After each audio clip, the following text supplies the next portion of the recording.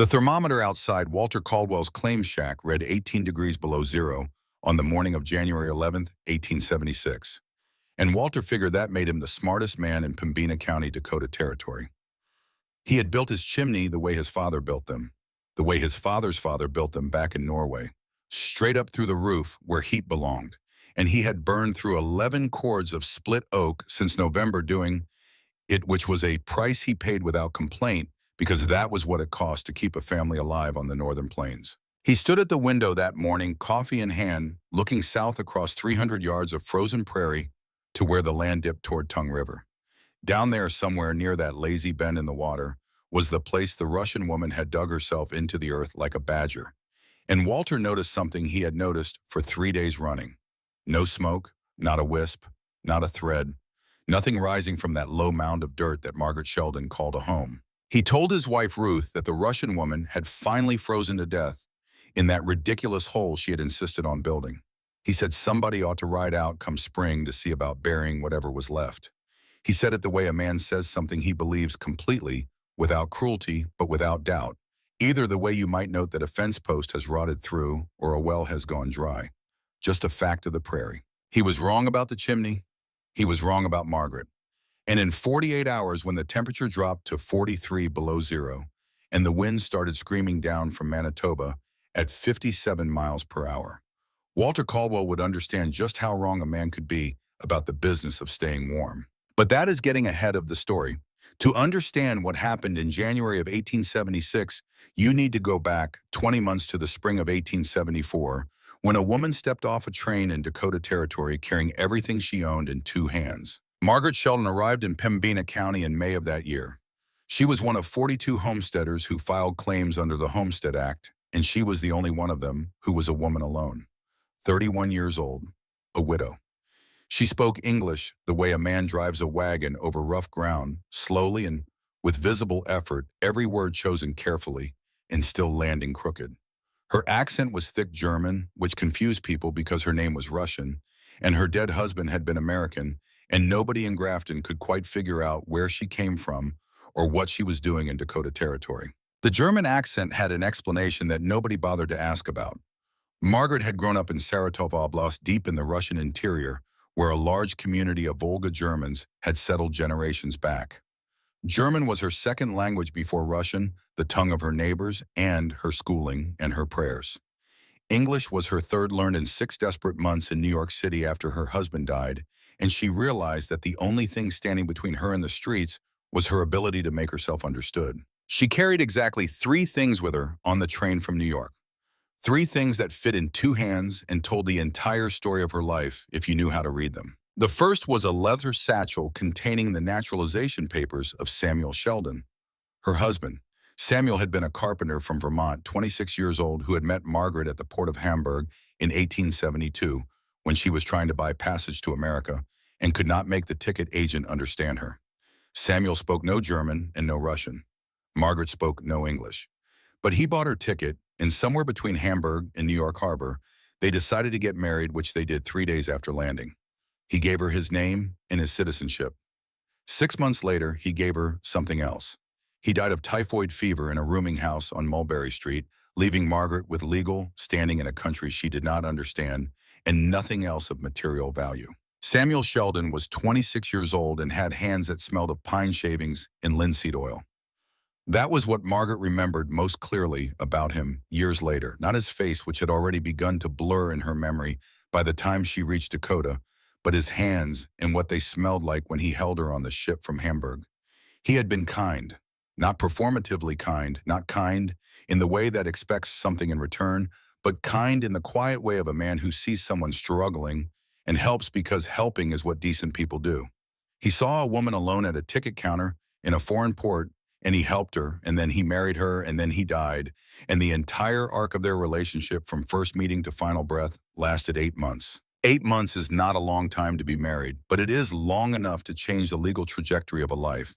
And Samuel's naturalization papers were the reason Margaret could file a homestead claim as an American citizen, rather than starving in a New York tenement as a foreign widow with no English and no prospects. The second thing she carried was a small icon of Saint Seraphim, tarnished almost black, the only object that had belonged to her mother. Her mother had died when Margaret was 19 during a winter so cold that Margaret had to dig the grave herself because the ground was frozen too hard to hire anyone, and she could not afford to wait for spring. She dug for 2 days. The icon had sat on her mother's bedside table for as long as Margaret could remember, and she took it not because she was particularly devout, but because it was the last physical proof that her mother had existed at all. She did not pray to it. She did not light candles before it. She kept it wrapped in a piece of cloth at the bottom of the satchel. And sometimes when the silence of the prairie pressed in too close, she would take it out and hold it, and remember the sound of her mother's voice singing in the kitchen in Saratov, and that memory was prayer enough. The third thing was a rolled set of drawings done in pencil on heavy paper, in a hand that was precise and confident, and not at all the hand of a man who could read or write. These were the drawings of her grandfather Pyotr, and they showed the design of a pechka stove as built in Saratov Oblast. The drawings were detailed to a degree that would have impressed an engineer. Every stone was marked, every angle was noted, every dimension was recorded in a system of measurement that Pyotr had invented himself because he did not know the formal system and did not need it. He knew what he knew with his hands, and his hands had built heating systems for 30 years across a dozen villages in the Saratov region. Pyotr had been a stove builder, not a mason in the general sense, but a specialist, a man who understood heat the way a riverman understands current, the way a farrier understands the shape of a hoof. He built systems called lezhanka, heated benches in which smoke from a firebox traveled not up through a chimney, but horizontally through channels beneath the floor, surrendering its heat to stone and clay and earth before finally cooled and spent, rising through a low exhaust shaft. A family would light a fire in the morning. The fire would burn for 2 hours, and the house would stay warm until the next morning, heated not by flame, but by 6 tons of thermal mass that had absorbed the fire's energy and released it slowly, steadily through the night. He was a large man with large hands and a voice that carried across a room without effort. He could not sign his own name, but he could draw a cross-section of a heating system so precisely that a stranger could build one from the paper alone. He had built lezhanka stoves in farmhouses and village halls, and once in a small church where the priest complained about cold feet during winter services. The priest never complained again. Pyotr charged little for his work, sometimes only a meal and a place to sleep, because he believed that the ability to keep people warm was not a talent to profit from, but a responsibility to fulfill. He taught Margaret to read his drawings when she was a girl, not because he thought she would need to, not because he imagined she would one day carry those drawings across an ocean and build what they described on a frozen prairie she had never heard of. He taught her because she was the only grandchild who would sit still long enough to listen. She would sit beside him on the lezhanka itself, the warm stones beneath her, her legs dangling because she was too short for her feet to reach the floor, and he would trace the lines on the paper and explain why the channels turned where they turned, and why the angles mattered, and why you used river sand mixed with clay and cut straw instead of plain mortar. She absorbed it the way children absorb everything completely, and without knowing she was learning something that would save her life. Pyotr died in 1870. He was 67 years old, which was old for a man in Saratov Oblast, old for a man who had spent his life hauling stone and mixing mortar and kneeling on cold floors to build the systems that kept other people warm. He died in his sleep on his own lezhanka, on a platform of warm stone he had built with his own hands, and Margaret always thought there was a rightness to that, a man dying warm because of what he knew. 4 years later, on the open prairie of Dakota Territory, Margaret unrolled his drawings on the dirt floor of a tent she had pitched near Tongue River and understood for the first time what her grandfather had given her. Not money, not land, not tools, knowledge. The most durable inheritance a man can leave because it weighs nothing and cannot be taken and never wears out. At the land office in Grafton, the clerk looked at the drawings and laughed. He was young, maybe 25, with clean fingernails and no calluses, and he had processed 41 homestead claims that year from men who built things he understood. Log cabins, sod houses, chimneys that went up. Margaret tried to explain. The chimney does not go up, she said. It goes across, under the floor. Small fire warm all day. The earth holds the heat. The clerk laughed louder. Margaret folded the drawings, put them back in the satchel, and did not try to explain again. Not to him, not to anyone. She filed her claim and walked out. That was a thing about Margaret that people noticed but did not understand. She never explained twice. Not because she was proud, though she was in the quiet way of people who have survived things that would break others. She did not explain twice because she had learned early that explaining to someone who does not want to understand is the same as talking to the wind. You spend your breath and the wind does not change direction. Better to save your breath and build the thing and let the thing speak for itself. This was how she operated. This was the principle that would define her time in Pembina County. She proved with her hands what she could not prove with words. She filed on a quarter section where Tongue River made a lazy bend, 160 acres. She chose the spot with the same deliberation her grandfather had used when choosing the site for a stove. Nothing was accidental. The stand of cottonwoods along the river provided the only timber for miles, which meant firewood and roof beams. The river itself provided smooth, round stones for building, the kind that fit together tight and transmitted heat evenly, the kind that Piotr's drawing specified for the firebox, in the first two turns of the channel where temperatures were highest. A spring fed cold, clear water year-round, which meant she would not have to melt snow in winter, a task that consumed fuel and time in equal measure. And the soil was black loam deep enough to lose your arm to the elbow, which meant she could dig without hitting bedrock, and the clay content was high enough to serve as building material when mixed with sand and straw. She read the land the way Piotr read a foundation. Every feature was a resource. Every contour was a design element. You did not impose your plan on the land. You let the land tell you where to build. Walter Caldwell owned the adjacent claim. He was 39 years old, born in Norway, raised in Minnesota, and had been in Dakota Territory for 2 years. He had survived the first terrible winter of 1873 to 74, when the temperature dropped to 38 below, and stayed there for 11 days straight. That winter had nearly killed his family. He burned through his entire wood supply by February.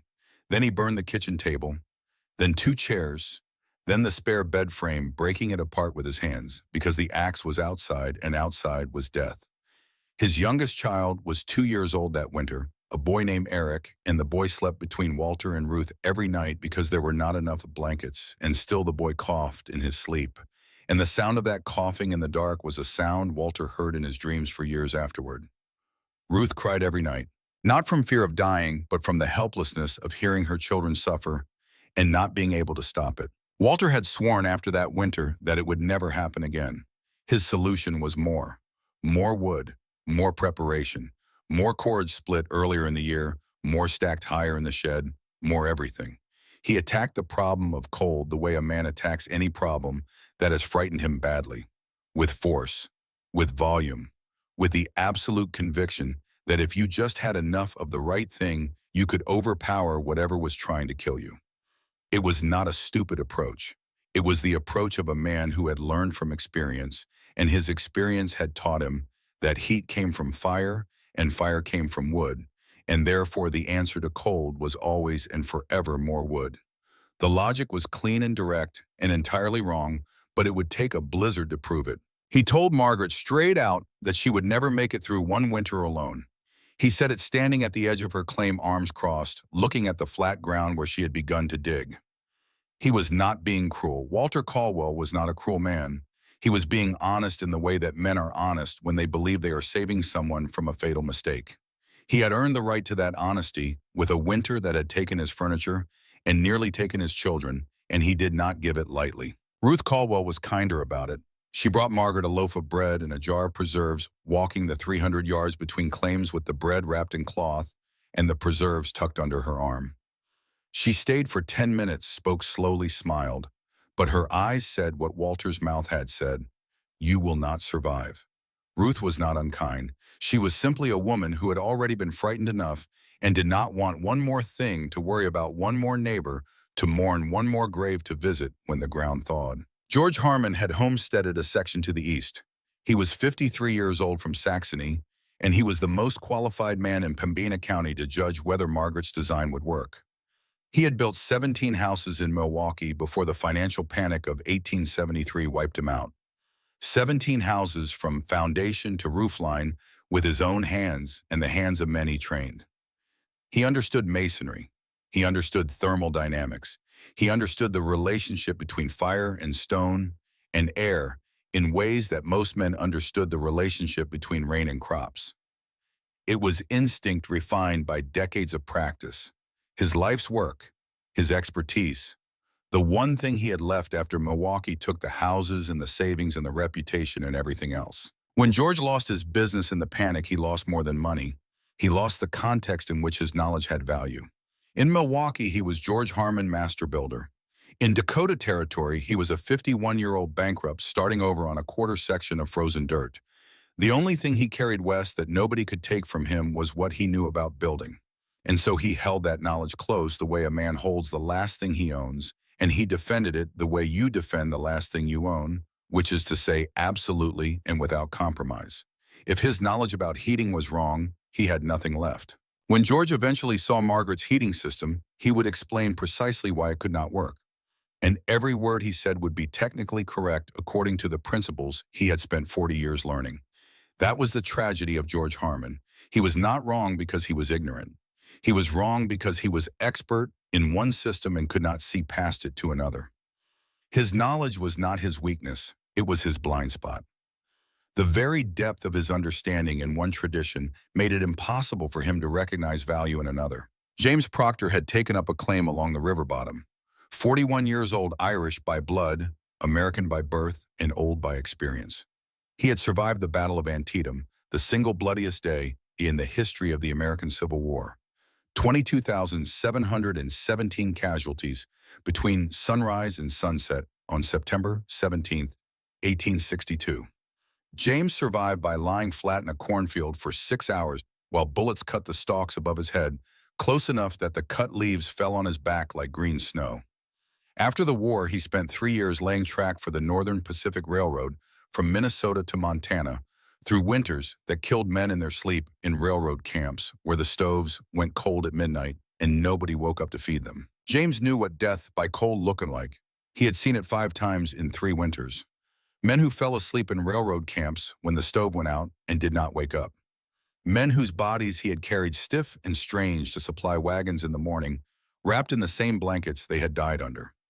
One of them, a young man from Ohio named Patterson, had been lighter than a living man of the same size, as though the cold had taken not just the life, but some of the substance. James remembered their faces. He remembered the way death by cold looked peaceful, which was the worst part, because you expect death to look like violence, and when it looks like sleep, instead it is harder to carry. When he told Margaret she was going to kill herself within that heating system, he was not speaking from theory or prejudice. He was speaking from the specific and personal knowledge of having found bodies. He was trying to prevent a death he had seen before. Reverend Nathan Whitfield led services every other Sunday in Walter's barn. He was a man of moderate height and moderate build, with immoderate convictions about duty and decency and the proper ordering of a Christian community. He had lost his sister to a house fire in Ohio when he was 12 years old. The fire started in the kitchen, moved to the parlor, and by the time 12-year-old Nathan smelled smoke and ran downstairs, the front hallway was a corridor of flame. He got out through the back door. His sister Sarah, who was 14, ran for the front door, which was her habit, the way she always left the house, and the front door was blocked by a fallen beam that had burned through its supports and dropped across the threshold like a bar across a gate. Nathan stood in the yard and heard his sister's voice through the fire calling his name, and he could not reach her, and she could not reach him.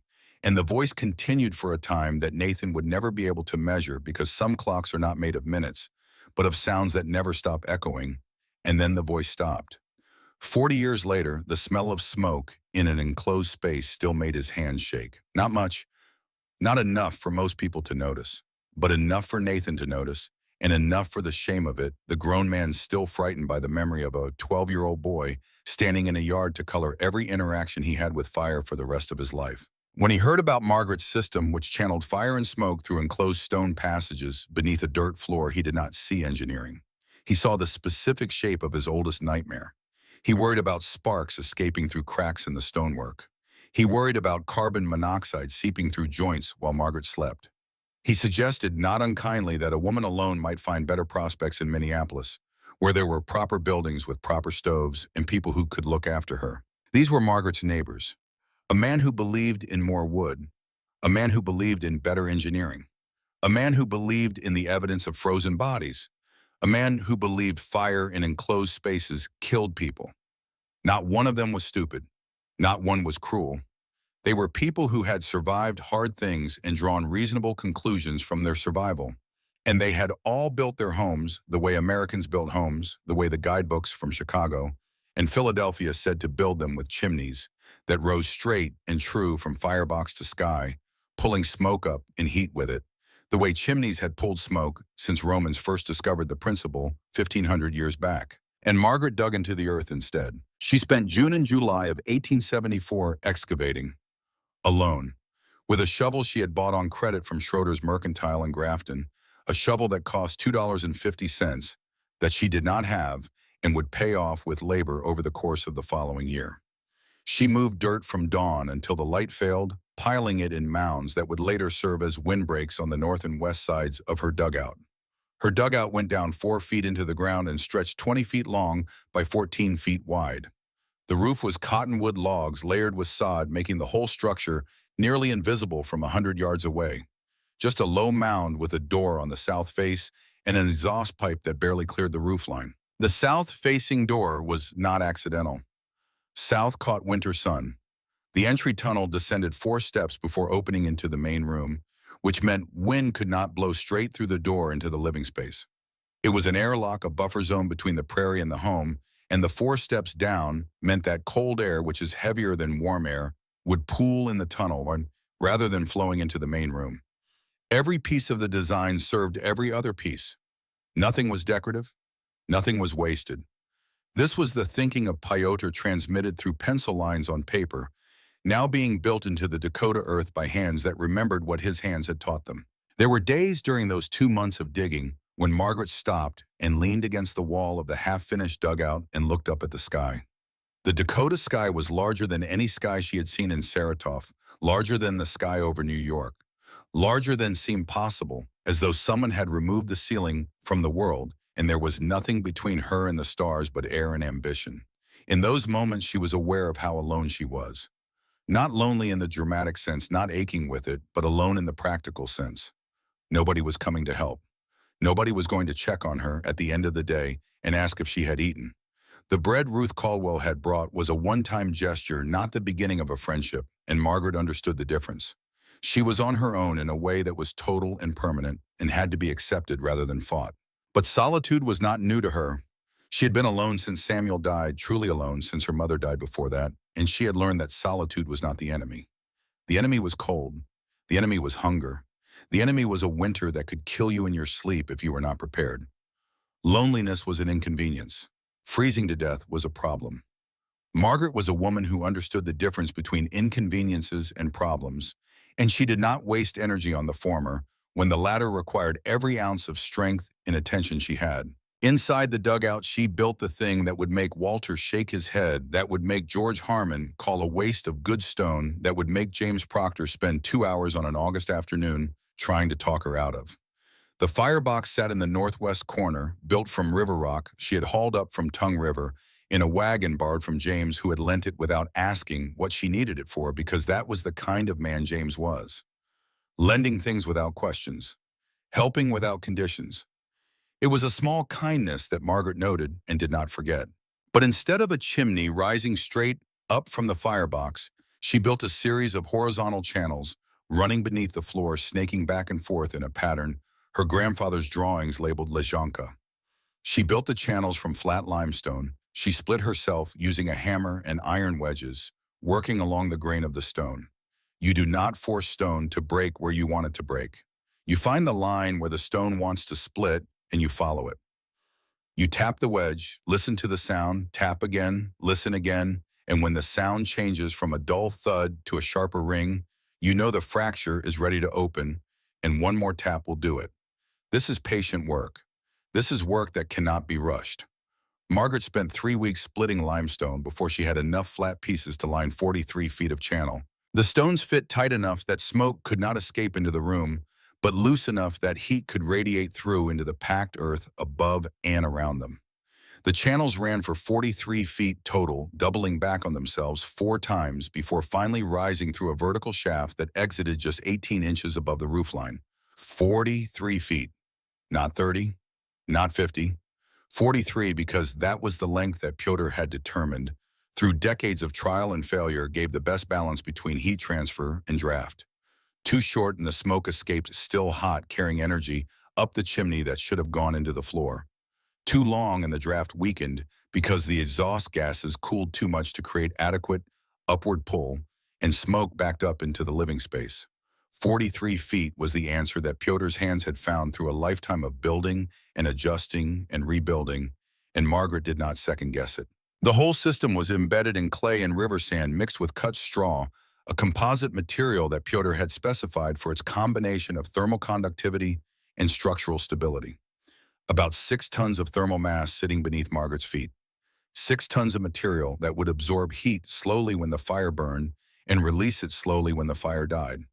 6 tons that turned the floor into a battery charged by a 2-hour fire and discharging over 12 to 18 hours, keeping the dugout warm long after the last flame flickered out. She also built 6 cleanout ports along the length of the ductwork, each one a removable stone cap just large enough to reach an arm through and scrape out the soot and ash that would accumulate over a heating season. Pyotr had stressed this in his drawings, marking each cleanout location with a small cross. A system that cannot be maintained is a system that will fail. The channels needed to be clear to draw properly, and the only way to keep them clear was to build in access from the start. It was the thinking of a man who built things to last, who understood that the work did not end when the last stone was laid but continued as long as the system was in use. James Proctor stood watching her mortar the last stone into place on a warm afternoon in August. He had been watching for a while, not speaking, because James was not a man who spoke before he was certain of what he wanted to say. He stood with his arms at his sides, hat pushed back on his head, studying the channel work, with the eyes of a man who had spent years building things in difficult conditions, railroad trestles over river supply sheds, in wilderness camps, rough shelters in places where the only materials were what the land provided. He understood construction. He understood the relationship between plan and execution, and he could see that Margaret's work was precise, that the stones were well chosen and well fitted, that the mortar was consistent, that the channels were straight where they needed to be straight and curved where they needed to curve. The craftsmanship was good. He could not fault the craftsmanship. He could only fault the concept. That fire will not draw right, he said finally. Smoke will back up and you will suffocate in your sleep. He said it quietly, the way a man delivers bad news he wishes were not true. He said it because he had seen 2 men die of carbon monoxide poisoning in a railroad camp in Minnesota in 1871, in a bunkhouse where someone had blocked the chimney vent to keep heat in. They went to sleep warm and did not wake up. James found them in the morning, still in their blankets, looking peaceful, which was the worst part. The most unsettling part, because you expect death to look like violence, but sometimes death looks like sleep, and that is harder to carry. In Saratov, Margaret said without looking up from her work, "My grandfather heat whole house with one fire. Burn in morning, warm all day, all night." "This is not Russia," James said. "No," Margaret agreed. "Is colder." And she kept working. On September 3rd, 1874, she lit the first fire. She arranged dry cottonwood and twisted hay in the firebox with the care of a woman who knew exactly what she was doing and also knew that everything depended on whether the thing she had built worked the way the drawing said it would. She struck the match. The wood caught, the hay blazed, and then the smoke did exactly what James Proctor said it would do. It came back. It curled out of the firebox and into the dugout, thick and acrid, filling the small space with a haze that burned the eyes and scraped the throat. Margaret dropped to the floor where the air was still breathable and lay there on the packed earth, looking up at smoke pooling against the ceiling of her home, and for a moment the design of Pyotr and the knowledge of 43 feet of channel and 6 tons of thermal mass came down to a woman lying on a dirt floor, unable to breathe in the thing she had built with her own hands. If any of her neighbors had walked in at that moment, they would have nodded, every one of them. They would have said what they had been saying for months. "We told you so." But Margaret did not panic. She lay on the floor and she thought. She thought the way her grandfather thought, not with theory, but with the memory of his hands and his voice. He had told her about the first firing. "New systems need to wake up," he said. "The clay is still damp. The channels are cold stone, and cold stone does not create draft. The damper must be set precisely, not too tight, not too loose, but at the angle that allows enough air to enter the firebox to feed the flame while creating enough restriction to push the exhaust into the channels rather than back into the room. You must be patient. You must adjust. The system will find its balance, but you must give it time and you must help it. She crawled to the damper, the sheet iron plate she had fashioned from a piece of scrap metal bought for 15 cents at Schroeder's. The damper sat at the base of the firebox, controlling the primary air supply. She had set it too tight, restricting airflow to the point where the fire could not create enough updraft to push smoke into the channels. She loosened it, turned it a few degrees, waited. Nothing happened for what felt like a long time, but was probably 3 or 4 minutes. Then something shifted. Not dramatically, not like a switch being thrown, more like a river finding a new path after a log dam breaks. The air in the dugout moved differently. The smoke, which had been pooling and spreading and thickening, began to thin near the firebox. It was being pulled down into the first channel, along the limestone passage beneath the floor, through the first turn, through the second. The system was waking up. The stone was warming. The draft was establishing itself. The channels were beginning to do what Pyotr had designed them to do, what they had done in a dozen villages in Saratov Oblast, what they had done for generations before Margaret was born. Within an hour, the floor beneath Margaret's bare feet was warm. She had taken off her shoes at some point without realizing it, standing on packed earth in her stocking feet, and now the warmth rose through the dirt and through the cloth and into the soles of her feet and up into her body. It was not hot. It was not the blast of heat you get from standing in front of an open fireplace. It was gentle and even and pervasive, the warmth of the earth itself, as though the ground had decided to be kind. Within 3 hours, the entire dugout was 72 degrees Fahrenheit. The fire had died to coals. She did not add more wood. The thermal mass was doing its work, 6 tons of stone and clay and earth that had absorbed the fire's energy and were now releasing it back into the air of the dugout at a rate that would maintain comfortable temperature for hours. When she woke the next morning, 10 hours after the last flame had flickered out, the temperature inside was still 68 degrees. Outside, it was 49. Margaret placed her palm flat on the dirt floor, held it there. The warmth came up through her skin, steady and even and real, the same warmth she remembered from childhood, from the Lashanka in her grandfather's house in Saratov, where she had sat beside an old man who drew pictures of things he could not name and built things that lasted longer than the people who used them. Pyotr had been dead for 4 years, but his knowledge was alive in the stone and clay beneath her hand, 10,000 miles from where he had learned it, working exactly as he said it would. She did not say anything. There was no one to say it to, but she closed her eyes and kept her hand on the warm earth, and whatever she felt in that moment, whether it was gratitude or grief or vindication, or simply the relief of a woman who has bet everything on a dead man's drawings and won, she kept it to herself. It was hers. The warm floor was hers. The proof was hers. And for now, that was enough. The first winter came the way winter comes to the northern plains. Not gradually, not with warning, but like a door slamming shut on a room you can never get back to. One week in late October, the temperature was 40 degrees, and the grass was still brown, and the sky was the color of old iron.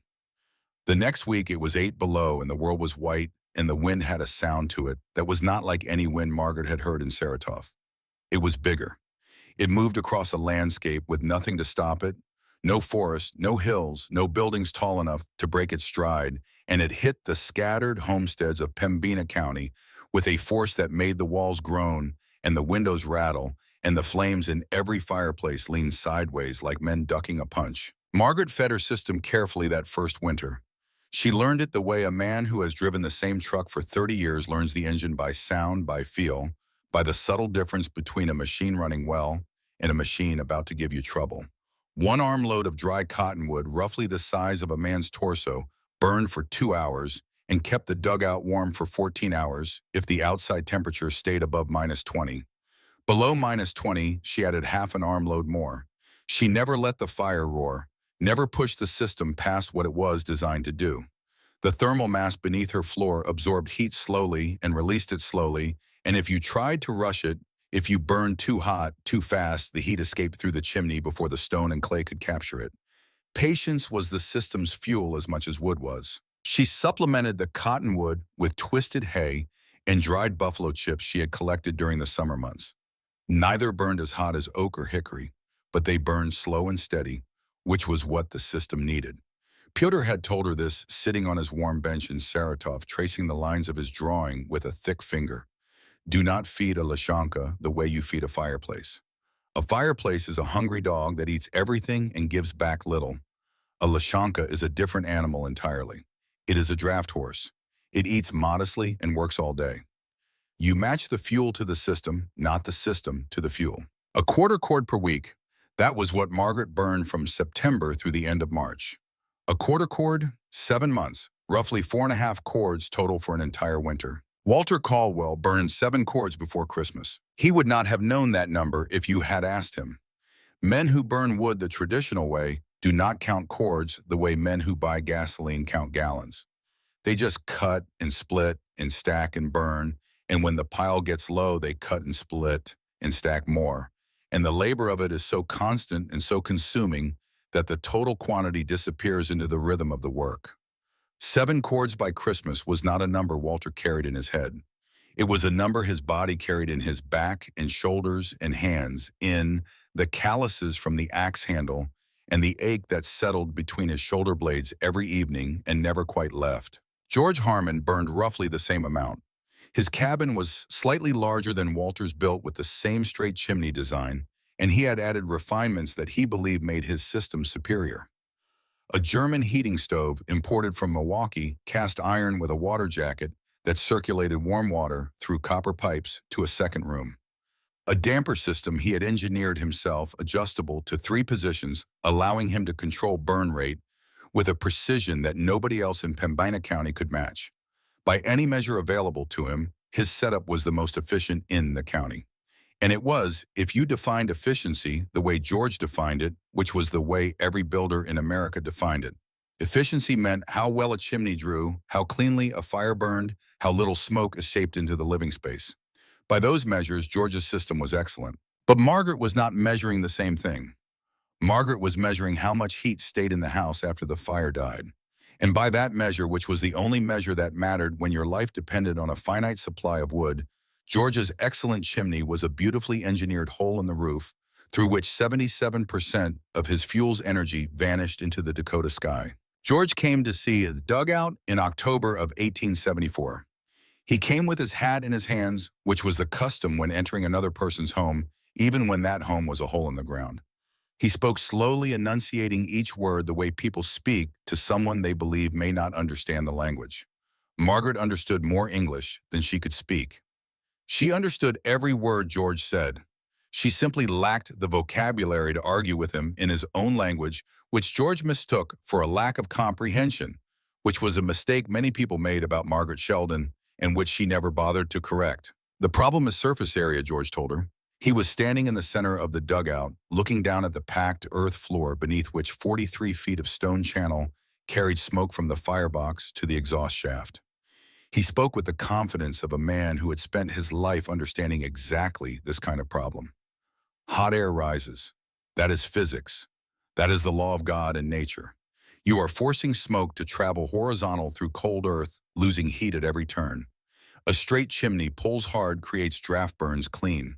Your system fights against itself. Every sentence was logical. Every principle was sound. And if Margaret had been building a chimney, George would have been absolutely right.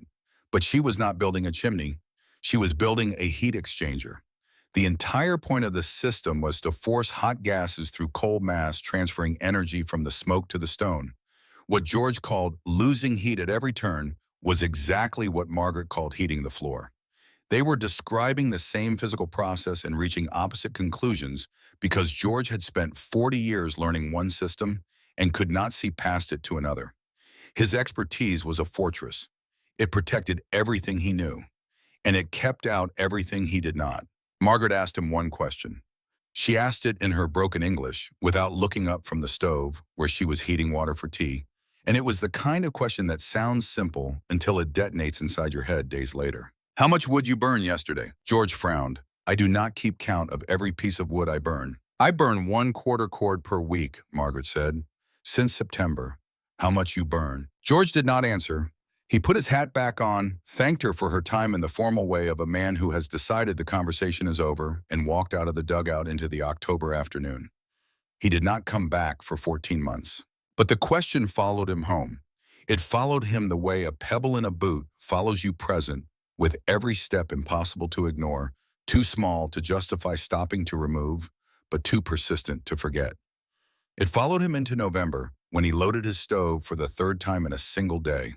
It followed him into December, when he split another cord and stacked it against the cabin wall, and calculated without wanting to that he had used more wood in 3 months than Margaret claimed to use in 7. It followed him through the winter of 1874 to 75, and every time he fed his stove, every time he swung his axe, every time his back ached from the work of keeping warm, the question sat in the back of his mind like something he had swallowed that would not go down. The winter of 1874 to 75 was brutal by any standard. 38 below zero for 11 consecutive days. The kind of cold that turns water to ice in a bucket left inside overnight, that makes metal so cold it burns bare skin on contact, that kills livestock if they cannot find shelter, and kills people if they cannot find fire. But it was brutal in the normal way, the expected way, the way that the homesteaders of Pembina County had learned to endure through force and preparation, and the sheer stubborn refusal to die that defined frontier life. Walter burned through his wood supply at a rate that required him to cut and split fresh timber twice a week, even in the worst cold, dragging cottonwood logs from the riverside stand with a horse that did not want to work in -30 and a body that did not want to work either but had no choice. His shoulders ached every night. His hands were cracked and raw from the axe handle despite the leather gloves Ruth had made him. He fell into bed each evening with the bone-deep exhaustion of a man who is doing everything he knows how to do and suspects it may not be enough. George Harmon kept meticulous records that winter, a habit from his building days in Milwaukee. He recorded the outside temperature each morning, the inside temperature at 3 points in his cabin, and the number of times he loaded his stove. The records showed what his body already knew, that his beautifully engineered German stove consumed wood at a rate directly proportional to the wind speed, and that on the worst days when the wind topped 30 miles per hour, his stove ate fuel faster than he could have predicted using any calculation he had learned in 40 years of construction. The numbers bothered him. They sat in his ledger book like small accusations, neat figures in neat columns that told a story he did not want to read. But he did not know what to do about them, because the numbers pointed toward a conclusion that his experience could not accept, and so he did what men do when the numbers challenge everything they know. He cut more wood. James Proctor survived the way he had survived Antietam and 3 winters in railroad camps by staying low and staying steady and not thinking past the next hour. He was the only one of Margaret's neighbors who slept well that winter, not because his cabin was warmer, but because James had learned at the age of 20 to sleep through anything, a skill acquired in army camps where the alternative to sleeping through gunfire and cold and hunger was not sleeping at all, and a man who does not sleep does not survive. He had a way of accepting discomfort that was not resignation but strategy. You do not fight the cold, you endure it. You reduce your needs to the minimum, and you meet the minimum, and you do not waste energy wishing the minimum were higher. Everyone survived that first winter. The children suffered, but they survived. The wood piles shrank to nothing, but they were replenished. The men grew thin and tired from the constant labor of cutting and splitting and hauling, but they made it through to spring, and spring in Dakota Territory was a kind of resurrection. The snow melting the ground, softening the sky, turning from iron to blue, and the simple animal relief of warmth on skin after months of cold. Meanwhile, in the dugout by the river, Margaret burned her quarter cord per week and slept under 1 blanket while Walter's family slept under 4. The floor beneath her stayed warm through the night, every night releasing the heat it had stored during the morning fire in a slow, steady wave that kept the air between 65 and 70 degrees even when the world outside was 38 below. She did not cut emergency wood. She did not burn furniture. She did not lie awake calculating days of fuel remaining. She had enough. She had more than enough. The system Piotr had designed and she had built with riverstone and limestone and 6 tons of clay and sand was doing exactly what it was meant to do. And the margin between what she needed and what she had was so wide that the winter of 1874 to 75 was not a crisis for Margaret Sheldon. It was just winter. But because everyone survived, Margaret's survival proved nothing. Nobody froze to death that year. Nobody lost a child. Nobody burned the last stick of furniture they owned. The winter was hard, but not hard enough to separate luck from design, not hard enough to force the question of whether Margaret's system was genuinely superior or whether she had simply been fortunate, a woman alone in a small space who needed less heat than a family of 5 in a larger cabin. That was the comfortable explanation, the one that required no revision of belief, no admission of error, no acknowledgement that traditional knowledge carried across an ocean in a rolled set of drawings might be worth more than 40 years of American building experience. She was the Russian woman in the dirt hole who had gotten lucky. That was the story people told themselves. And stories, once they take root, are harder to tear out than fence posts. There was a Sunday in February when Margaret walked the 300 yards to Walter's barn for services. Reverend Whitfield read from Genesis the story of Joseph in Egypt, the man who stored grain for 7 years before the famine came, the man who was called a fool by the wise men of Pharaoh's court until the famine arrived and the stored grain was the only thing standing between a nation and starvation. Margaret sat in the back row, which was not really a row, but a plank laid across 2 barrels, and she listened in English that she mostly understood, and she said nothing. She did not draw a parallel between herself and Joseph. Margaret was not a woman who compared herself to Scripture, but the parallel was there hanging in the cold air of Walter's barn like breath visible to anyone who cared to look. Nobody looked. Spring came, then summer. Margaret planted, harvested, preserved. She traded work for goods, mending clothes for Ruth Caldwell in exchange for eggs, repairing a cracked wall in James Proctor's cabin in exchange for the 2 wooden barrels she wanted for water storage. She was not part of the community. She was adjacent to it, present but not included, visible but not seen. This was a position she accepted without complaint because complaint was a luxury she could not afford and because the only approval she needed was the 68-degree reading on the thermometer inside her dugout on a morning when the rest of Pembina County was feeding fires that ate wood faster than men could cut it. James Proctor brought firewood in November of 1875, hauled on a sled he had built himself. Half a cord of split cottonwood stacked outside her door without being asked. Margaret came out and looked at the wood and looked at James and said, "I do not need this much." James shrugged in the way of a man who has done what he felt was right and does not need to explain further. Margaret took a quarter of what he brought and told him to carry the rest home. James did not understand why she needed so little, but he remembered it the way you remember something that does not fit the story you have been telling yourself, a loose thread that will unravel the whole garment if you ever pull it. That autumn, Margaret maintained her system with the same discipline she brought to everything. 3 days of work. Cleaning the channels through the 6 access ports, scraping soot and ash with a long-handled brush she had made from cottonwood branches and horsehair, patching cracks in the clay lining, inspecting joints, testing the damper. Every autumn, the same ritual, the same care. The way a man services a rifle before hunting season, not because it is broken, but because your life depends on it working when you need it, and the time to discover a problem is not when the animal is charging. And then it was January. On the morning of January 9th, 1876, Margaret Sheldon looked at the sky and saw something. The clouds were thin and fast-running from the northwest at high-altitude streaks of white against pale blue that moved with an urgency that ordinary weather does not have. The air tasted metallic, sharp, and clean, like licking a nail. The wind shifted direction twice within a single hour, first from the west, then from the north, then from the west, again, as though the atmosphere could not make up its mind, as though large forces were colliding somewhere beyond the horizon, and the echoes of that collision were reaching Pembina County in the form of confused air. Margaret did not know meteorology. She knew what Piotr knew, which was that certain signs preceded killing weather. The devil's hair, he called those high, thin clouds. When you see the devil's hair, you have 2 days, maybe 3. You do not wait to find out which. She spent the entire day preparing. She hauled water from the spring trip after trip, filling every vessel she owned. 2 wooden barrels, a copper pot, 3 clay jugs, a bucket with a cracked handle that she held with both hands. She brought in extra firewood, stacking it carefully in the entry tunnel where it would stay dry and accessible.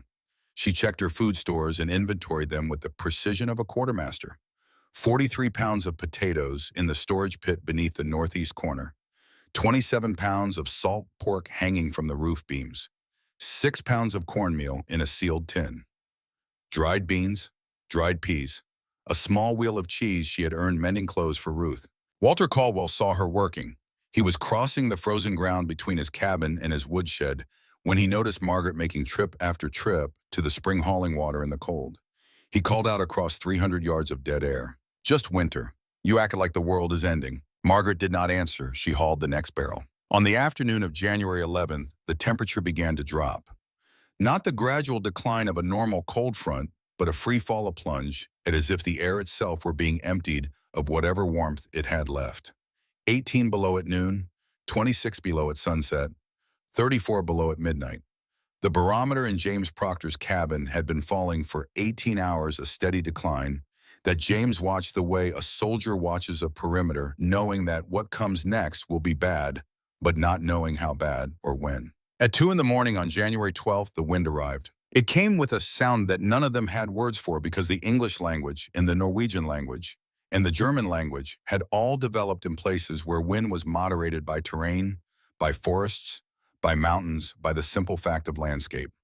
On the open prairie, there was nothing between Manitoba and Pembina County, but 600 miles of flat earth, and the wind crossed that distance without losing a single mile per hour of its force. It hit the homesteads at 57 miles per hour, with gusts above 60, and it carried with it a volume of snow that turned the air from transparent to opaque in the space of a single breath. Walter Caldwell's chimney, that straight, proud chimney built the way his father and his father's father had built them, became a liability within the first hour. The wind found the chimney mouth and roared down it like water through a pipe, carrying smoke and ash backward through the flue and into the cabin. The air inside filled with a choking gray haze that made the children cough, and Ruth covered their faces with wet cloth. Walter had two choices: close the damper and lose the fire, or leave it open and suffocate. He closed the damper. The fire, starved of oxygen, dropped to coals, then to ash, then to nothing. The temperature inside the cabin began to fall. 14 degrees in the first hour. Ruth pulled the children into bed, all three of them, and piled everything they owned on top of the pile of small bodies. And she did not cry because she was past crying. She was in the place beyond tears where the body conserves energy for survival and does not waste moisture on grief. James Proctor's cabin was smaller, tighter, partially dug into a south-facing slope that gave him earth insulation on the windward side. His chimney drew hard in the storm, too hard, the wind across the chimney mouth, creating a suction effect that pulled air through his firebox at 3 times the normal rate. His wood burned fast, too fast. He did the calculation in his head, the same kind of calculation he had done at Antietam when the ammunition was running low and the attack showed no signs of ending. Consumption rate times remaining supply divided by unknown duration. If the storm lasted 4 days, his wood would last 3. He fed the fire one piece at a time, rationing, trying to slow the burn, knowing that the wind was the enemy and his own chimney was the enemy's ally. George Harmon had the most sophisticated system and the worst result. His German stove, his water jacket, his circulating pipes, his precisely engineered damper. All of it assumed conditions that no longer existed. The wind created a Venturi effect at his chimney mouth, accelerating the updraft, sucking heat straight out of his house before it could warm anything. He was burning a cord of wood every 18 hours. A cord. 18 hours. His entire carefully calculated winter supply would be gone in less than a week. The mathematics of his situation were clear and merciless. He was losing, and the opponent was physics, and George Harmon, who understood physics better than anyone in Pembina County, could not find a way to make physics work in his favor because the physics he understood were the physics of normal conditions, and these conditions were not normal. These conditions were the physics of extremity, the physics of a world trying to kill you, and the rules were different. Inside Margaret Sheldon's dugout, the thermometer read 71 degrees. She had lit her fire at dawn on January 11th, before the storm, burning a careful arrangement of dry cottonwood that heated the thermal mass beneath her floor for 15 hours. By the time the wind arrived, she had let the fire die to coals, adding just enough fuel to maintain a gentle warmth. The storm could not reach her chimney. The exhaust shaft rose only 18 inches above the roof, and snow had drifted over most of it within the first hours, leaving a small opening just large enough to draw the faint air the coals needed to survive. Wind that was destroying chimneys 300 yards away could not find hers. Earth that was conducting cold into every cabin in the county was conducting stored warmth into her dugout. The horizontal channels beneath her floor had spent 15 hours absorbing heat, and now they were releasing it slowly, steadily, the 6 tons of thermal mass doing exactly what Pyotr had designed them to do. She burned 1/8 of a cord during the entire first day of the blizzard. 1/8. Walter, if he could have kept his fire burning, would have needed 2 full cords for the same warmth. The blizzard lasted 4 days. The temperature reached 43 below on the second night, and the wind never dropped below 40 miles per hour for 76 consecutive hours.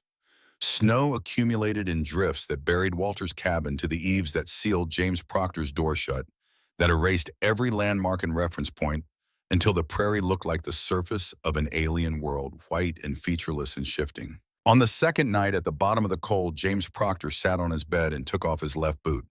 He had avoided doing this for 2 days because some knowledge is better postponed, and he knew in the way that a man who has seen frostbite knows that what he would find inside that boot would not be good news.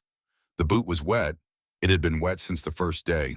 He had not dried it because drying boots required heat near the stove, and the stove was consuming wood too fast to spare any heat for boot leather. He pulled the boot off, then the sock, which was stiff and cold and clung to his skin. 3 toes on the outside of his left foot were black, not bruised, not discolored, black, the color of coal, the color of wood that is burned to carbon. Hard to the touch, like wood, like something that was no longer flesh but had become a different material entirely. James sat on the bed and looked at his toes for a long time. He thought about Antietam, where he had seen men lose legs and arms and jaws, where the surgeon's tent was a place of sounds that he still heard sometimes in the quiet moments before sleep. 3 toes was nothing compared to what those men had lost. 3 toes was a cheap price for being alive. But 3 toes was still his, and they were not coming back, and he would walk differently for the rest of his life, and every step would be a small reminder of this storm, and this boot, and this cabin that could not keep itself warm enough to keep flesh alive on his foot. On the 3rd day, Walter Caldwell made a decision born of desperation. His wood was gone, all of it.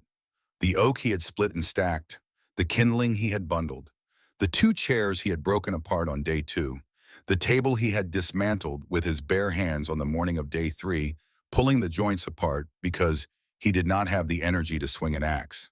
The cabin was 39 degrees and falling. Ruth had stopped talking. The children were silent under their pile of blankets and coats, a silence that frightened Walter more than crying would have, because children who have the energy to cry still have the energy to live, and children who have gone silent may be saving their last reserves for something Walter did not want to think about. He decided to make a run for George Harmon's place, 170 yards east. He had walked that distance 1,000 times. He tied a rope around his waist, knotted it twice, tested the knot, tied the other end to the iron door handle of his cabin, tested that knot too. He looked at Ruth. Ruth looked back at him with an expression he would carry for the rest of his life, an expression that was not permission and not prohibition, but a kind of terrible neutrality, the face of a woman who understood that her husband was about to risk his life and that she could neither stop him nor help him, and that the outcome was entirely in the hands of wind and cold and the strength of a rope. He opened the door and stepped out. The wind hit him like a physical object, like a wall that moved. He went sideways, then down hands and knees on ice crusts that cut through his gloves. He could not see, could not hear anything but wind, could not breathe without inhaling snow. He crawled. Forward, he thought. East, he thought.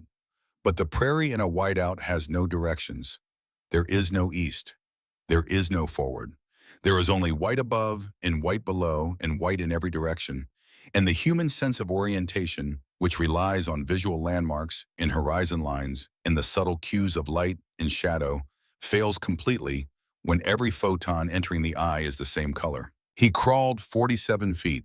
He knew this because he measured it later after the storm, pacing from his front door to the point in the snow where his handprints and knee marks ended, at a churned-up circle of ice where he had stopped and knelt and understood that he was lost. 47 feet from his door, 123 yards from George Harmon's cabin. He had made it less than a third of the distance. and he could not tell which direction he had traveled or which direction home was. The rope saved him. He pulled himself back, hand over hand, arm over arm, his fingers so numb that he could not grip the line and had to hook his wrists around it and drag himself along like a man climbing a rope in a gymnasium. Except the gymnasium was 43 below zero, and the rope was the only thing in the world that connected him to survival. He reached the door. Ruth pulled him in. His face was bleeding from ice driven into the skin by wind. His fingers were white to the second knuckle, the color that flesh turns when blood has retreated from the extremities, to protect the core, the color that precedes black if the cold continues. Walter lay on the floor of his cabin and understood something that cost him 47 feet and nearly his life to learn. He had been a fool. Not a bad man, not a stupid man, a fool. A man who thought he knew how winter worked because he had survived winters in Norway and winters in Minnesota and 2 winters in Dakota, and none of those winters had taught him the lesson that this storm was teaching. Now that the plains in a blizzard are not an environment where human experience applies, that the combination of cold and wind and open distance creates conditions that do not exist anywhere else on the continent, and that everything he knew about staying warm, everything his father knew, everything his father's father knew back in Norway, where forests broke the wind and neighbors lived within calling distance, all of it was useless here. Worse than useless. It was dangerous because it gave him confidence in methods that failed precisely when failure meant death. Down in the dugout, 4 feet beneath the surface of a world that was trying to kill every living thing exposed to it, Margaret Sheldon could not see the storm. She could barely hear it.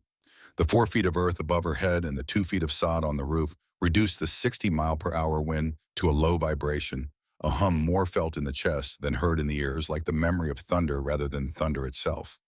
The dugout was warm, the floor was warm, the air was warm. The thermometer had not dropped below 68 degrees since the storm began. She spent the days doing handwork by lamplight, mending a tear in her heavy coat, braiding rope from dried grass, a skill she had learned as a girl in Saratov, where every household made its own cordage.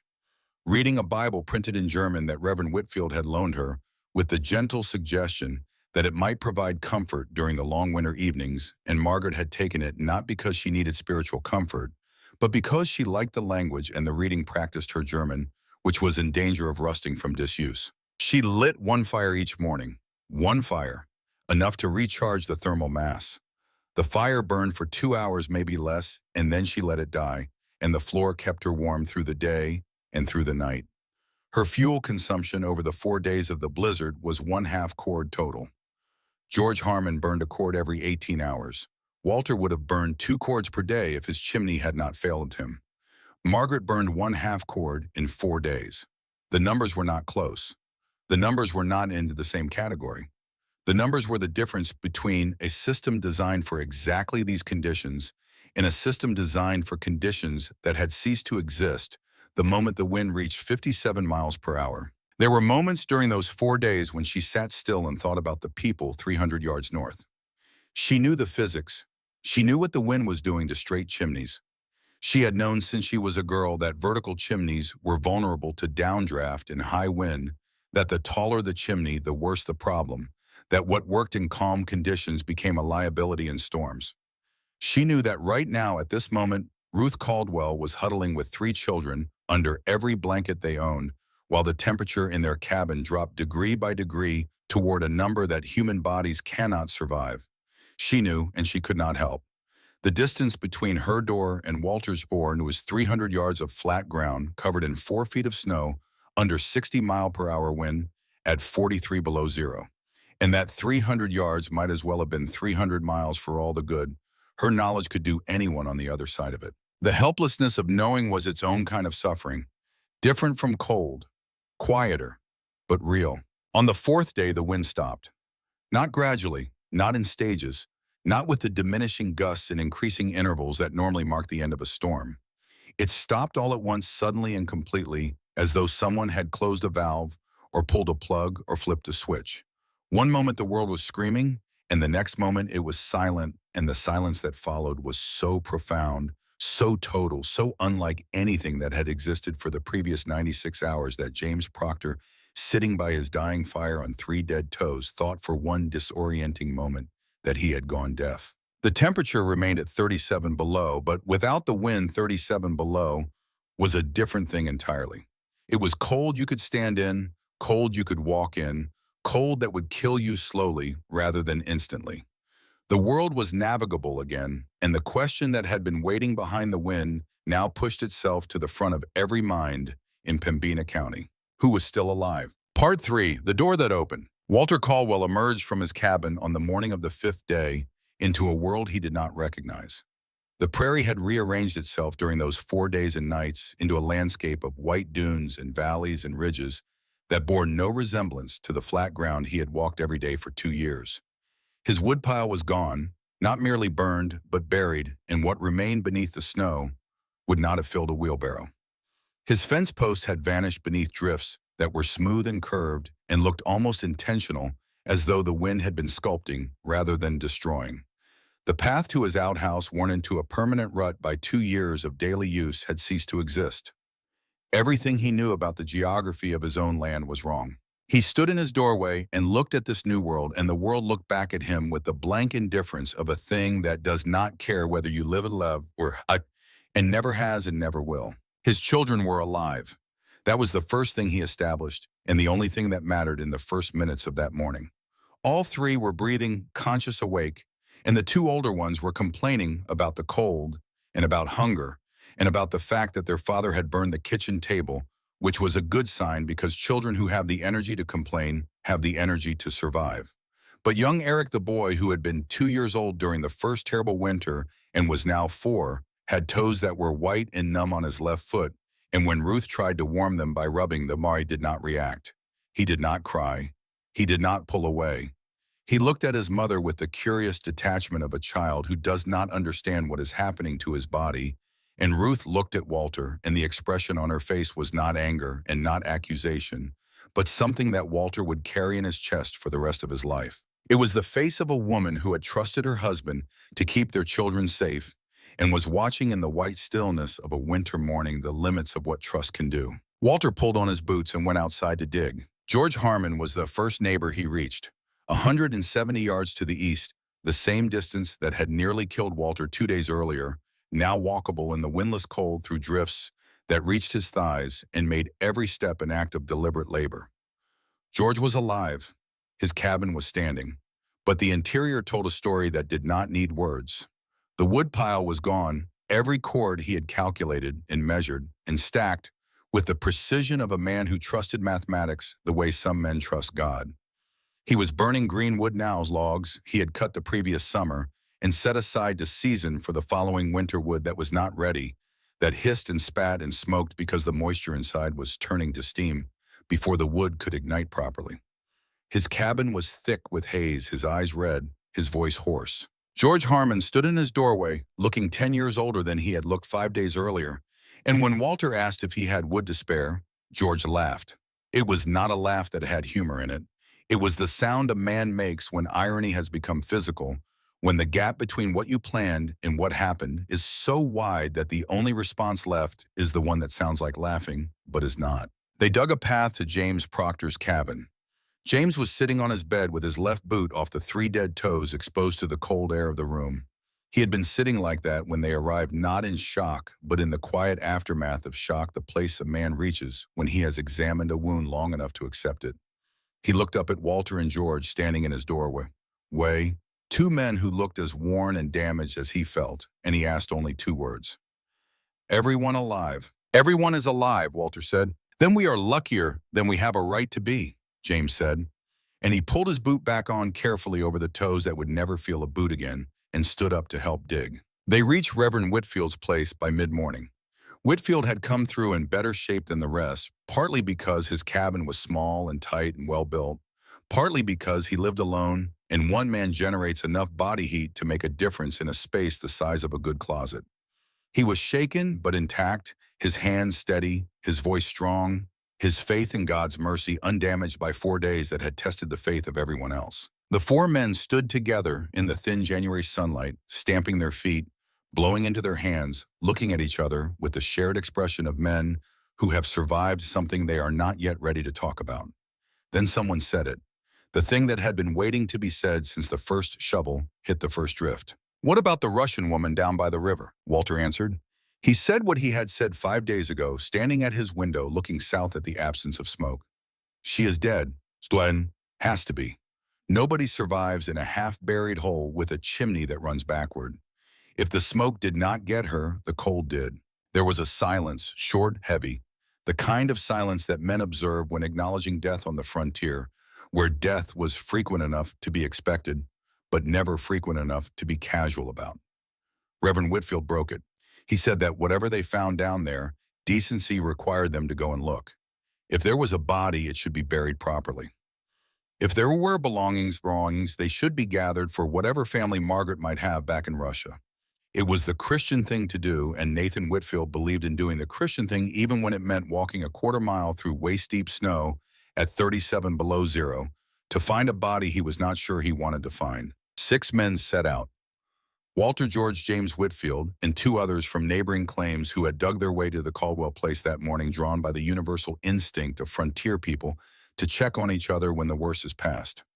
They followed the line of fence posts that marked the boundary between Walter's claim and Margaret's, the posts visible only as faint bumps in the snow, and they walked single file because the man in front broke trail through thigh-deep drifts, and the men behind followed in his footsteps, and there was not enough energy among them for any other arrangement. The walk took 40 minutes. In summer, it took 6. Nobody spoke, partly because speaking at 37 below zero costs moisture and calories that a depleted body cannot spare, and partly because nobody wanted to say out loud what all of them were thinking. They were walking to a grave. They were going to find the frozen body of a woman they had warned and advised and pitied and underestimated, a woman who had built a thing they said could not work and who had died because they were right.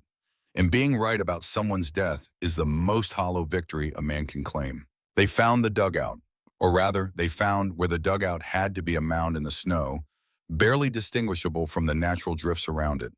The low profile that had always made it hard to spot that Walter and George and James had all pointed to as evidence of poor construction had served its purpose exactly. A structure that barely rose above the prairie was a structure the wind could barely find. The entry tunnel on the south side was blocked by a drift, but a small one, smaller than the drifts that had buried Walter's door and sealed James's, because the mounds of excavated earth that Margaret had piled as windbreaks 2 summers ago had deflected the worst of the accumulation. Even the snow management had been designed. They cleared the drift in 5 minutes. 6 men with shovels made quick work of what one woman would have struggled with, and then they were standing at the door of the dugout, 4 steps down the entry tunnel, leading into darkness, and Walter knocked. There was a moment of silence, a long moment, long enough for Reverend Whitfield to begin composing in his mind the prayer he would say over Margaret's body, the scripture he would read. Long enough for James to think about the bodies he had found in railroad camps, the ones that looked peaceful, and to hope that Margaret looked peaceful too. Long enough for George to think about the question she had asked him, "How much would you burn?" and to wish briefly and painfully that he had answered honestly instead of leaving.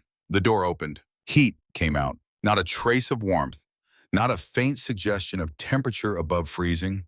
Heat, real heat, physical heat, heat that rolled out of that doorway like a wave, like a wall, like a living thing, and hit 6 frozen men in the face with a force that made them step back. The sensation was beyond surprising. It was dislocating. It was as though reality had cracked, and through the crack was pouring a different world, a world where warmth existed in the ground, where 4 days of killing blizzard had left this one small space untouched, where the rules that governed every other building in Pembina County did not apply. Margaret Sheldon stood in the doorway. She was wearing a shirt, a cotton shirt, the kind you wear indoors on an autumn afternoon when the temperature is comfortable, and there is no reason to dress for cold, because there is no cold. No coat, no shawl, no heavy wool sweater or buffalo robe or desperate layering of every garment she owned. A shirt, and she was looking at 6 men who were wrapped in every piece of clothing they possessed. Men with raw faces and red eyes and cracked lips and frozen beards, one of whom was standing on a foot with 3 dead toes, another of whom had blood dried in the creases of his face where wind-driven ice had cut the skin 2 days ago, and her expression was not triumph and not vindication and not the look of a woman who has been proven right after months of being told she was wrong. Her expression was surprise, simple, genuine surprise that they were there. and then concern. "Are you all right?" she said. "Do you need help?" The thermometer on the wall behind her left shoulder read 68 degrees. 6 men stood in the cold and no one spoke. The silence lasted a long time. It was not an empty silence. It was full packed tight with the recalculation of everything each man had believed about heating and building and survival and the limits of what one person could know. It was a silence in which foundations shifted and walls came down and rooms that had not existed before opened up in the architecture of 6 different minds. Walter Caldwell, who had told his wife 5 days ago that Margaret was dead, who had laughed at her preparations, who had burned 11 cords of oak and then his furniture, and nearly dead 47 feet from his own front door, stood at the threshold and felt heat rising through his boot soles from the floor of the dugout, through the frozen leather, through the wet socks, into the damaged skin of feet that had been cold for 96 hours. And his face did something complicated that was not crying, but was the closest Walter Caldwell would ever come to crying in the presence of other men. George Harmon broke the silence. He spoke quietly, so quietly that the men standing behind him leaned forward to hear. His voice had none of the confidence it carried when he stood in this same room 15 months earlier, explaining the laws of physics and the law of God. It was the voice of a man in the presence of something he does not fully understand but knows is important. The voice you use in a church or beside a deathbed or in the moment when you discover that the world is larger than you thought. He said 5 words. "May I come in and look at your heating system?" He did not say I was wrong. He did not say you were right. He did not apologize for the slow, careful English or the condescension or the 40 years of certainty that had blinded him to a possibility his experience had never included. He asked to see the system. He asked to learn. And in the asking was everything. Because George Harmon had built his identity on knowing how to build, and asking to learn from someone he had dismissed was not a small thing. It was the largest thing. It was a man stepping outside the fortress of his own expertise and standing in the open undefended, willing to be taught by a woman half his age who spoke his language badly and who had been right when he was wrong. Walter spoke next. He said it carefully, the way you handle something fragile. "Could you explain again how it works, slower this time?" Maybe I did not understand properly the first time. The words were precise. Maybe I did not understand, not maybe I did not listen, not maybe I was too proud to hear. Maybe I did not understand. A kindness to himself that Margaret did not challenge because Margaret had never needed anyone to say they were wrong. She only needed them to come back and look. James Proctor, standing on his ruined foot with his weight shifted right to spare, the 3 dead toes on his left, spoke last. "In Russia," he said, "your grandfather heated the whole house with 1 fire." Margaret nodded. "That design," James said. "It really works." "Works very well," Margaret said. "You want to come inside, is warm." They came inside, all 6 of them filling the small dugout with the steam of their breathing and the smell of smoke on cold wool and the particular silence of men who are seeing something for the first time that they should have seen long ago. Walter was the first to kneel. He took off his gloves and placed both hands flat on the packed earth floor and held them there, feeling heat rise through dirt into skin, and he stayed down for a long time. Nobody asked him what he was doing. Nobody needed to. He was feeling the evidence. He was letting the floor tell him what Margaret's words had tried to tell him, and what the wind and the cold and the near death and the snow had tried to tell him, and what his own frozen children should have told him if he had been able to hear. That heat does not have to go up. That warmth does not have to come from a fire you can see. That the earth itself, properly prepared, properly taught, can hold heat the way a good man holds a promise steadily and for a long time after the original flame is gone. George Harmon inspected the system with the eyes and hands of a man who has built things his entire life and knows quality when he sees it. He got down on his knees and looked through the clean-out ports into the channels, the flat limestone passages that ran beneath the floor in their 43-foot serpentine path. The stones were warm to the touch. Even after 4 days, even after a blizzard that had exhausted every other heating system in the county. He measured the channel width by eye. He estimated the total surface area. He calculated in his head the way he had calculated 1,000 construction problems before the thermal conductivity of limestone times the surface area times the temperature differential times time. The number that emerged was approximately 78%. 78% of the wood's potential energy converted into useful heat retained in the thermal mass, compared to 23% for an open fireplace, compared to 45% for the best chimney stove he had ever built, 340% more efficient than conventional design. He said the number once quietly to no one, 340%. Then he was quiet for a long time, and the expression on his face was not shame or defeat, but something more private and more difficult, the expression of a man who has spent his life in a building he thought was complete and has just discovered an entire wing he never knew about. Reverend Whitfield stood in the corner near the firebox and looked at the system, and for the first time in more than 40 years he looked at fire in an enclosed space and his hands did not tremble. The fire here, what remained of it, a bed of coals barely glowing in the firebox, was not the fire that killed his sister. That fire had been wild, uncontained, a force of destruction that obeyed no one and consumed everything in its path. This fire was controlled, channeled, directed through stone passages where it could not escape, where it surrendered its heat to the earth and emerged at the other end as cool exhaust, spent and harmless. This was fire that served instead of fire that destroyed. This was fire that healed instead of fire that killed. And something in Nathan Whitfield that had been clenched tight since he was 12 years old, since he stood in a yard in Ohio and heard his sister's voice, stop, loosened. Not completely, not all at once, but enough. Enough for him to know that there was a kind of fire that did not have to frighten him. The transformation that followed was not instant. It was not a single moment of conversion, but a gradual process of learning and adaptation that unfolded over months and years, the way all real change unfolds slowly with setbacks and misunderstandings, and the particular difficulty that attends any revision of deeply held belief. Walter Caldwell was the first to ask Margaret to draw out her design to explain the dimensions and the principles in detail.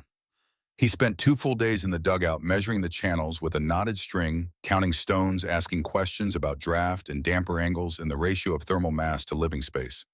Margaret explained everything. She explained patiently, using her hands when her English failed, her drawing diagrams in the dirt floor with a stick when hands were not enough. She did not withhold information. She did not charge for her knowledge. She did not say, "I told you so," not once, not even with a look. She taught because Pyotr had taught her freely and without conditions, and the knowledge did not belong to her. It belonged to anyone who needed it. It belonged to the cold. Walter came back a 3rd day, and this time he brought Ruth. Ruth stood in the dugout with her shawl clutched tight around her shoulders, not because it was cold inside, but because she had been cold for so long that her body did not yet believe in warmth.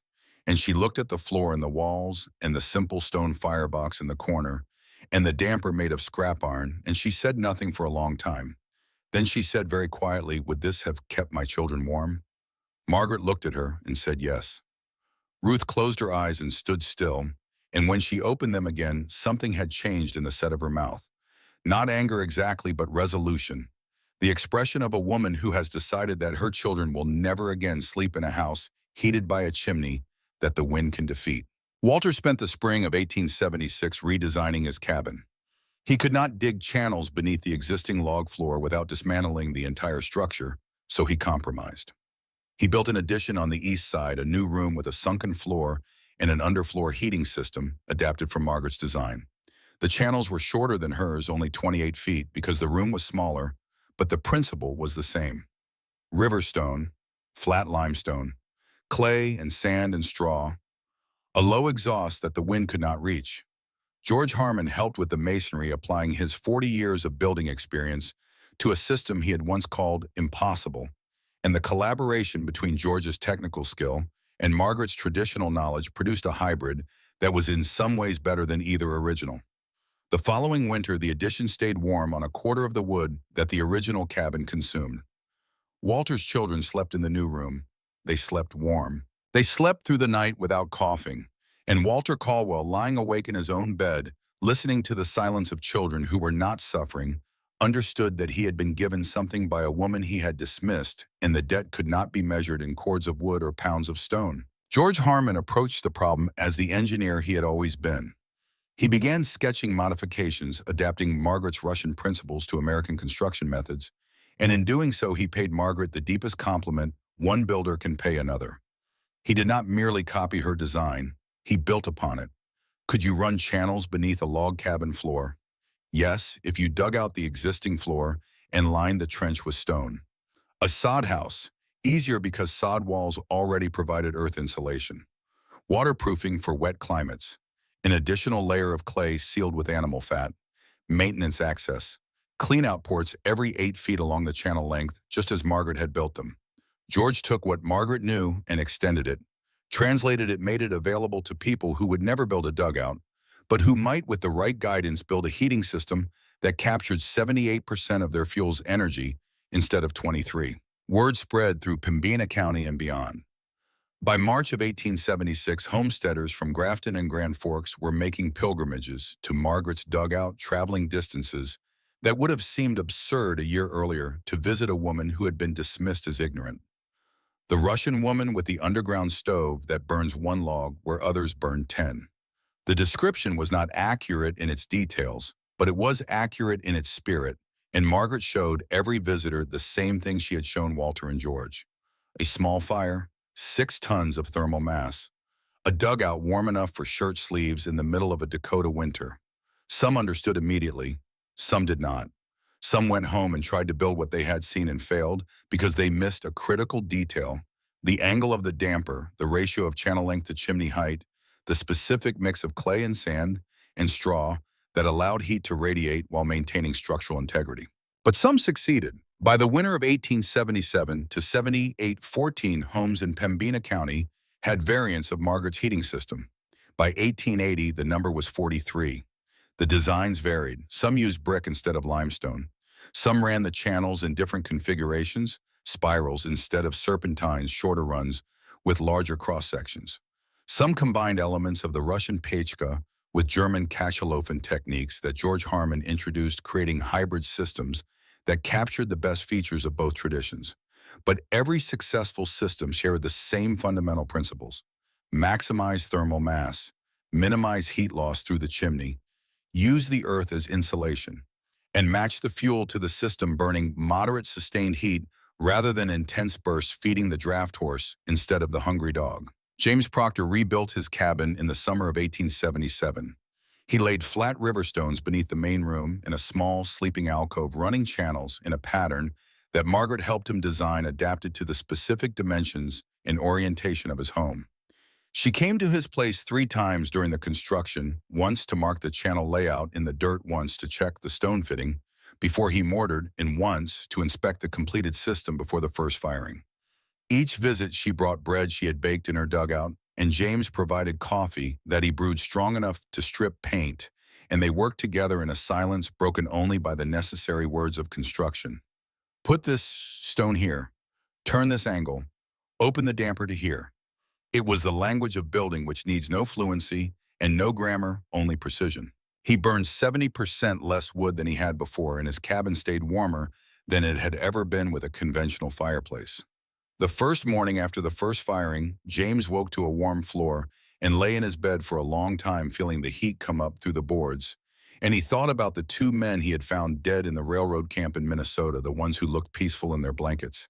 And he thought about how different warmth feels when you know the science behind it, when you understand that the floor is warm, not because of luck or accident, but because 43 feet of stone channel is releasing stored energy according to principles that work the same way every time. Knowledge takes the fear out of comfort. When you understand why you are warm, you do not lie awake wondering when the warmth will end. He walked with a limp for the rest of his life, the 3 missing toes altering his gait in a way that became so familiar to the people of Pembina County that they stopped noticing it the way you stop noticing a feature of the landscape you pass every day. But James noticed. Every step reminded him. Not with pain, because the pain faded within a year, but with the slight mechanical wrongness of a foot that was no longer complete, the subtle shift of balance that meant his right hip worked harder than his left, and his lower back ached on long walks, and he could not stand on his left foot alone without wobbling. 3 toes. Such small things, such ordinary pieces of a man's body that nobody thinks about until they are gone, and then you discover that the body is an integrated system, and the loss of any part changes every other part. He visited Margaret from time to time in the years that followed, not to discuss heating anymore, but to drink tea and sit in a warm room with someone whose company he had come to value. They did not talk much during those visits. Neither of them was given to unnecessary speech. James would sit in the chair Margaret had placed near the stove, the same chair every visit, and Margaret would sit across from him with her mending or her rope braiding, and the fire would tick quietly in the firebox, and the floor would be warm, and the silence between them was comfortable. The silence of two people who had earned each other's respect through different kinds of endurance, and that was enough for both of them. Reverend Whitfield spent 6 months studying Margaret's design before he became its most vocal advocate. When he endorsed something, he endorsed it fully with the conviction of a man who has tested his doubts against evidence and found the evidence persuasive.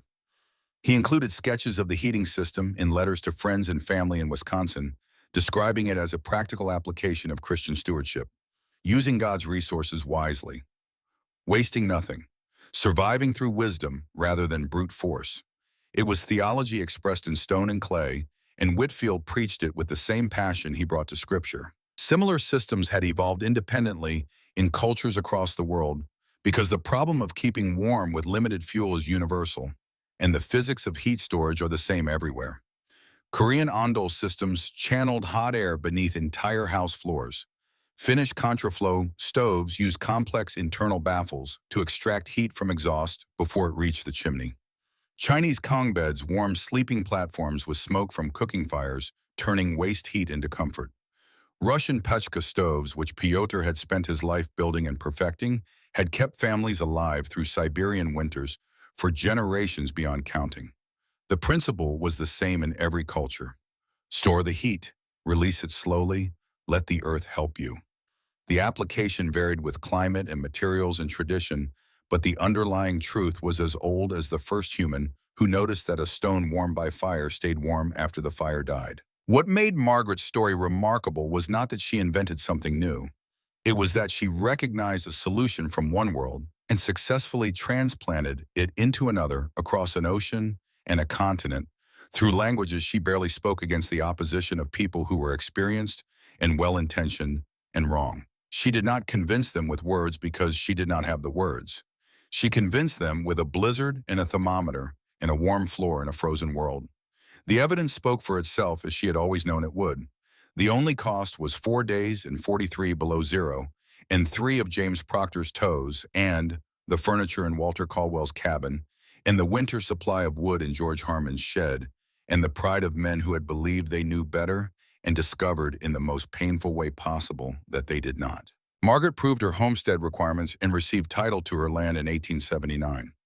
The clerk at the land office in Grafton who processed the patent was the same young man who had laughed at her drawings 5 years earlier. He was not laughing now.